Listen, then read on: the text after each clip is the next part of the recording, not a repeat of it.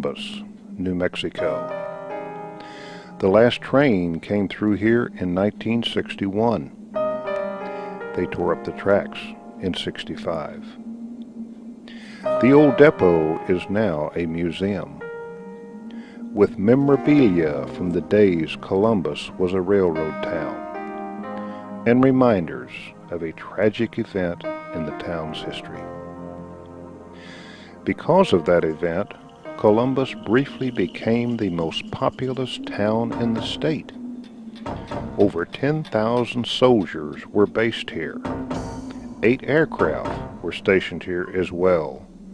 The entire fleet of airplanes the U.S. Army owned at the time.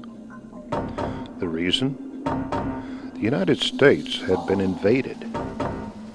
In the early morning hours of March 9th, 1916, a Mexican, Pancho Villa, intentionally led his revolutionary army into the United States, reportedly with orders to terminate Columbus with extreme prejudice.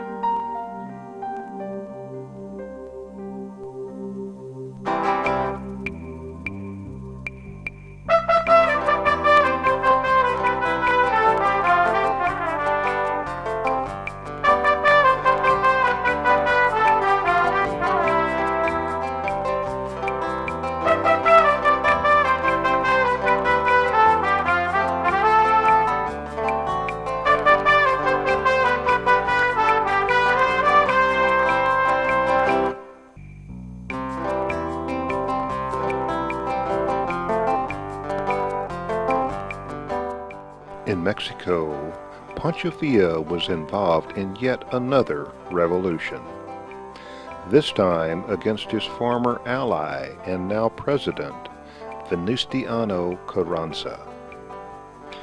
Things were not going well for the revolution this time around, however. Villa was losing battle after battle and being pushed further and further north, away from Mexico City. Adding to Villa's problems, American President Woodrow Wilson had recognized the Carranza government and placed an embargo against weapon sales to the revolutionaries. Also, American ships were blockading Mexican ports such as Veracruz to stem the flow of foreign arms from overseas. Wilson had even gone so far as to allow Carranza's troops to cross the U.S. border, board American railroads, and be transported through the U.S. to other locations along the Mexican frontier. Needless to say, Villa was enraged at U.S. policy. He was losing his war against the Carranza government and openly blamed the United States. By 1916, time was running out for Villa. He had to do something dramatic or give up his glorious cause. Some historians suspect that the general's reason for invading the U.S. was to try to bring about war between the Carranza government and the United States.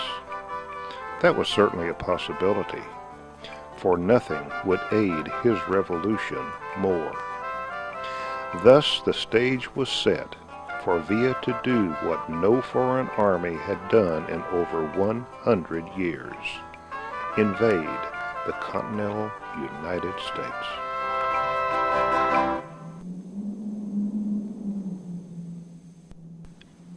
Nine days before the raid, an American family, E.J. and Maud Wright, along with their infant daughter and an American friend named Hayden, were at their ranch near Colona Hernandez. With the revolution going on, it was quite common for soldiers, both revolutionaries and government, to stop by the Wrights' place from time to time. Members of both armies knew they were always welcome to rest, draw water, and bed down there for the night. All was well until March 1st, when Colonel Nicholas Hernandez and 12 of Villa's soldiers rode up. Without explanation, E.J., Maud, and Hayden were all placed under arrest. The three were tied to their horses and led away. To Maud's horror, her infant daughter was left at their ranch with a Mexican woman. Without food or water, the three Americans were made to ride all afternoon and through most of the night before stopping at a place called the Valley of Caves. Camped in the valley were Villa's soldiers, an army of hundreds, known locally as Villistas. The next morning, E.J. and Hayden were taken before Villa himself. After the meeting, and again without explanation, both men were lined up against a wall and executed.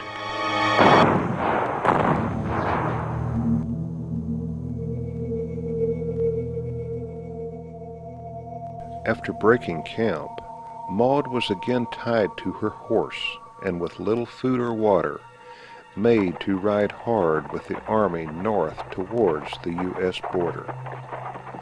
During the ride, Colonel Hernandez revealed to Maud that the army's destination was Columbus, and their purpose was to kill every gringo man, woman, and child in the town. After 3 punishing days, the army reached the border. In the early morning hours of March 9th, Maud, still tied to her horse, was forced to watch the raid on Columbus from a bluff overlooking the town. During the army's retreat, Maud, still bound and half-starved, was taken before Villa himself near the Mexican village of Palomas. Certain she was about to die, the general instead abruptly set her free. Barely alive, she was later rescued by American soldiers pursuing Villa's retreating army back into Mexico. Maud Wright, most likely the first American to learn about the raid on Columbus, later returned to her ranch. Her daughter was alive and well. She had not been harmed.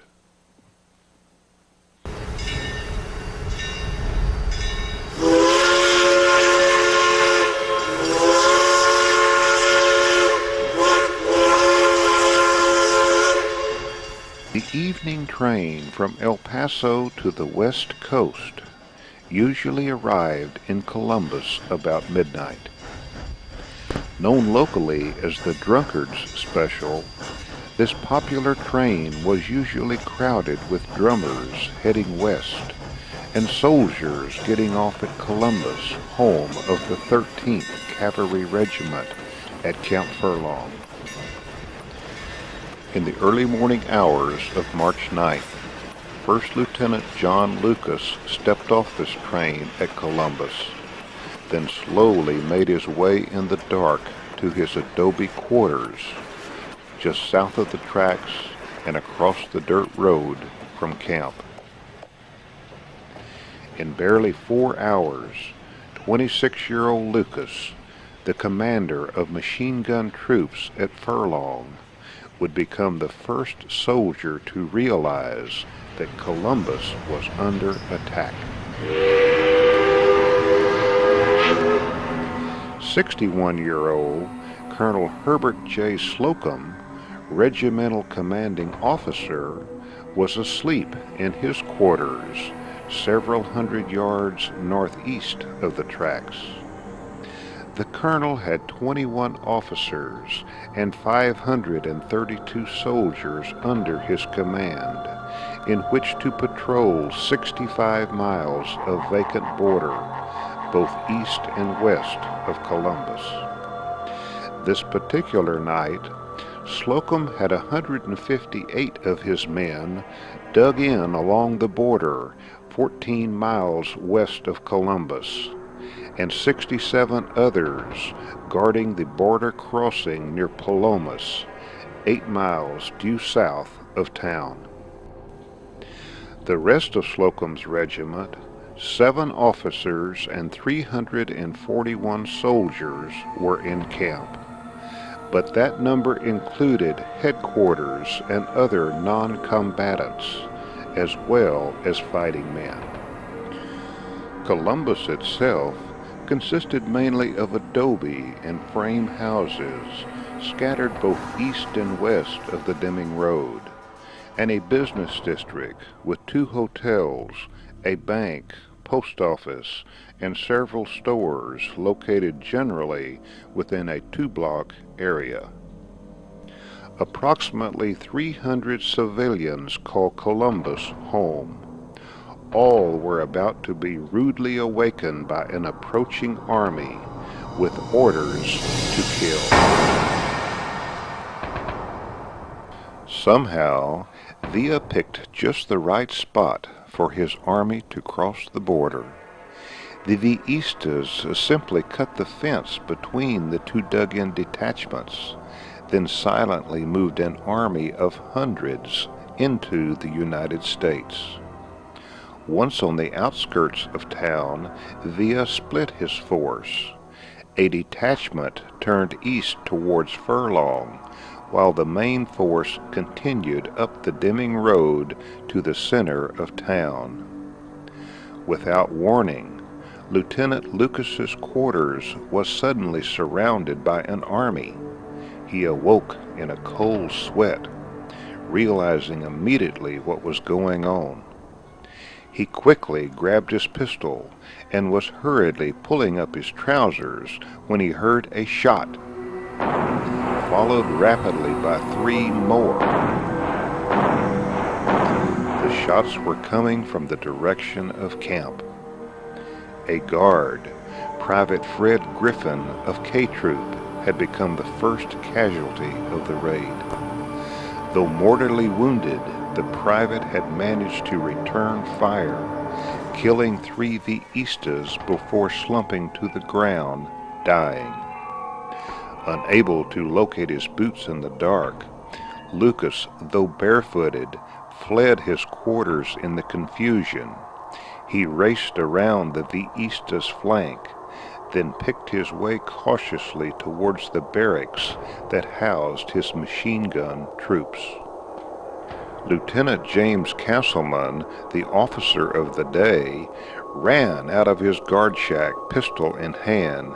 He rounded the corner of headquarters building and collided head-on with an armed Villista on foot. Both men leveled their weapons, but Castleman fired first. The enemy soldier dropped down, clutching his stomach. Castleman picked himself up just before being surrounded by soldiers who were rushing to his aid. With Castleman in the lead, the soldiers began fighting their way towards downtown.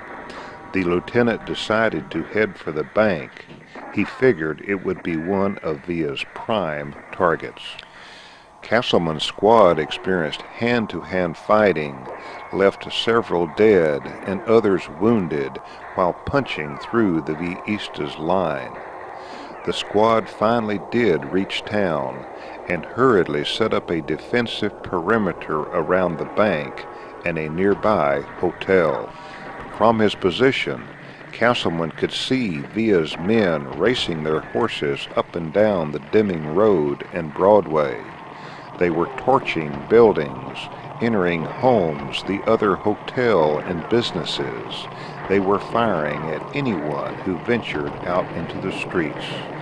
Once his men were set, the lieutenant ordered them to open fire.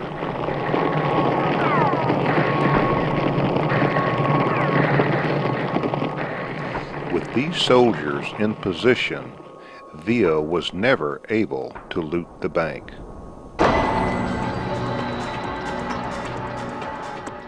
While Castleman's troops were fighting their way into town, Lieutenant Lucas mustered the machine gun squads. He quickly led his men towards the armory, where their guns and ammunition were kept under lock and key. The lieutenant was alarmed to find that the armory had recently been the scene of a fierce battle, but relieved to see that an American was still in control. Lucas unlocked the armory and ordered his men to grab the deadly automatic weapons. The lieutenant then led his men north to the railroad tracks overlooking town. While his men hurriedly set up the precious guns, Lucas peered over the tracks to select targets. All he could see was enemy. Villa's men were everywhere, burning, looting, and sacking every business and home in sight. Stunned, the young lieutenant glanced back at his anxious men, paused a couple of seconds, then boldly issued an order that would turn out to save hundreds of American lives. Open fire! Fire at will!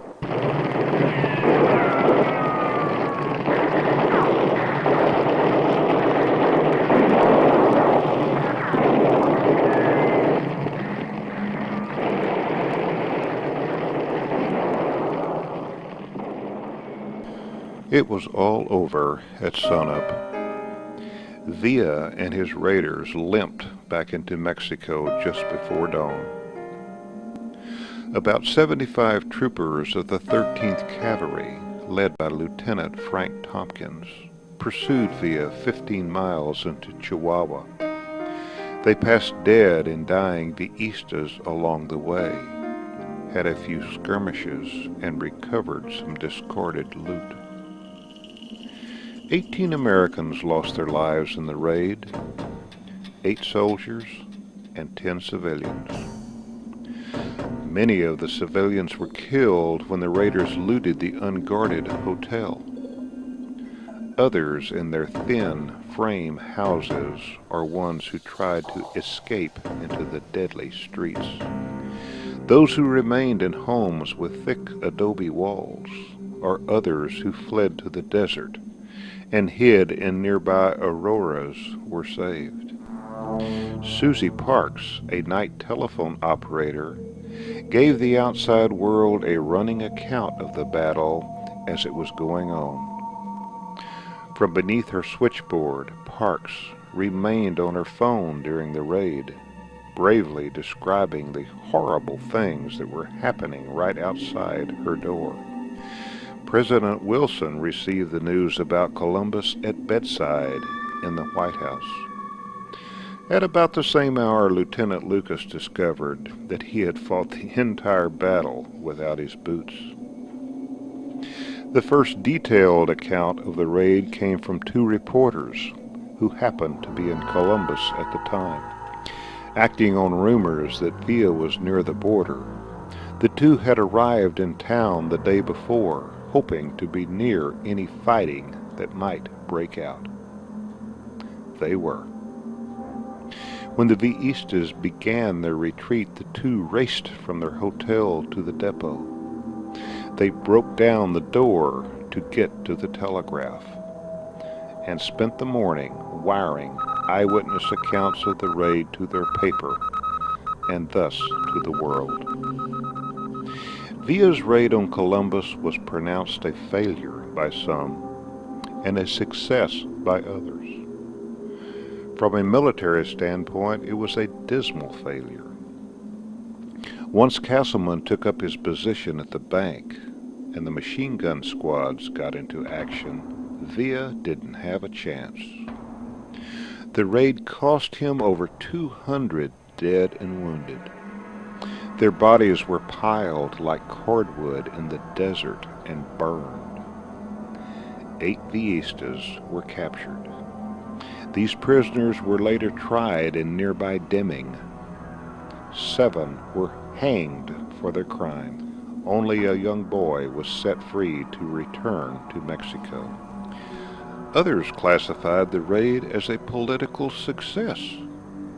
Granted, Villa's glorious cause did get worldwide press. The general did pick up much needed popular support from the common people, and the United States did send over 10,000 troops uninvited into Mexico. The punitive expedition, as it was called, caused much embarrassment to the Carranza government and gave Villa's waning popularity a further boost when General Blackjack Pershing was unable to capture the elusive bandit. Villa was later pardoned by the Mexican government and lived on a modest pension in Chihuahua until his death. He was assassinated in 1923. As far as Columbus, well, it looks pretty much today like it did back in 1916. About the same size and the same population, much like any other small New Mexican town. But with one important exception. None other had Pancho Villa come calling one night.